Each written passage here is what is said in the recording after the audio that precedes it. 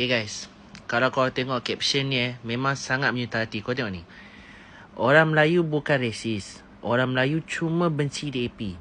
Jentera Wanita UMNO menangkan calon wanita MCA di Dun Johor Jaya. Kurungan rampas kursi DAP. Ayo Malaysia, tak kira Melayu, Cina, India, kita hantar PH kembali ke zaman batu. Nampak tak? Apa yang saya faham dalam caption ni adalah orang Melayu benci DAP bukan kerana parti Cina. Walaupun majoriti DAP adalah orang Cina. Orang Melayu benci DAP bukan kerana isu resis dan perkauman.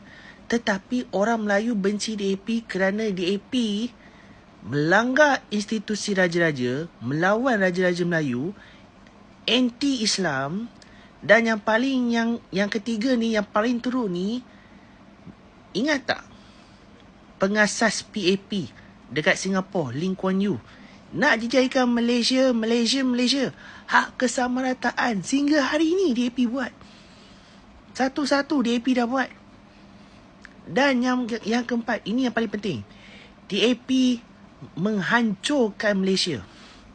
Sebab apa? Inilah apa yang dia buat. Apa yang berlaku di Singapura bakal berlaku sama di Malaysia. Satu persatu DAP buat. Saya nak bagi tahulah, okey. Orang Melayu suka berkawan dengan semua kaum.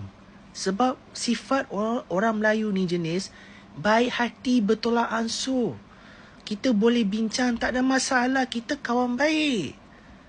Tetapi apa yang pemimpin DAP buat semasa kempen PRN Johor dengan create fitnah bermacam-macam, jelas apa yang DAP buat hari ni. Kononnya kalau PAS memerintah, habislah kaum Cina, kena itu, kena ikut sama. Saya nak bagi tahu dan saya nak buat clarify dekat sini, PAS tak buat macam tu.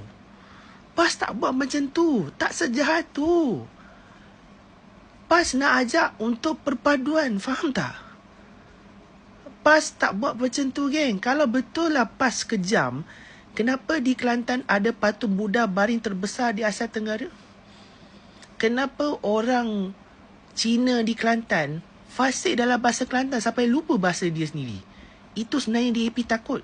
Dan kalau tengok result PRN Johor, nampak tak? DAP dah goyang, geng. DAP dah goyang. Dan sekarang ni, saya percaya Negeri Sembilan dia akan buat taktik yang sama, iaitu create satu cerita untuk bagi naratif negatif kepada pengundi-pengundi termasuk orang Cina. Saya nak bagi tahu kepada orang Cina, orang India dan kaum-kaum lain. Kami bangsa Melayu tak macam tu. Tak sejahat tu, tak seteruk tu. Tetapi kami tolak DAP ada sebab. Ada sebab. When you look, search apa agenda DAP, itulah apa yang DAP buat sekarang. Dan sekarang ni terbukti di Johor, DAP tak menang sebarang kursi. Dan minggu ni, hari Sabtu, penamaan calon. 2 minggu, bulan 8 akan ada hari mengundi. Dan saya yakin dan percaya DAP yang ada sekarang ni, insya-Allah DAP bakal kosong kursi. Setelah apa yang berlaku di Negeri Sembilan tentang krisis adat dan juga atau lebih dikenali sebagai adat Raja-Raja Negeri Sembilan. Jadi saya nak bagi tahu kepada seluruh rakyat Malaysia, termasuk Negeri Sembilan yang bakal melaksanakan PRN Negeri Sembilan tak lama lagi, sama-sama kita tolak DAP. InsyaAllah kalau tak ada DAP, Malaysia selamat. Saya boleh jamin. Itu sahaja. Assalamualaikum.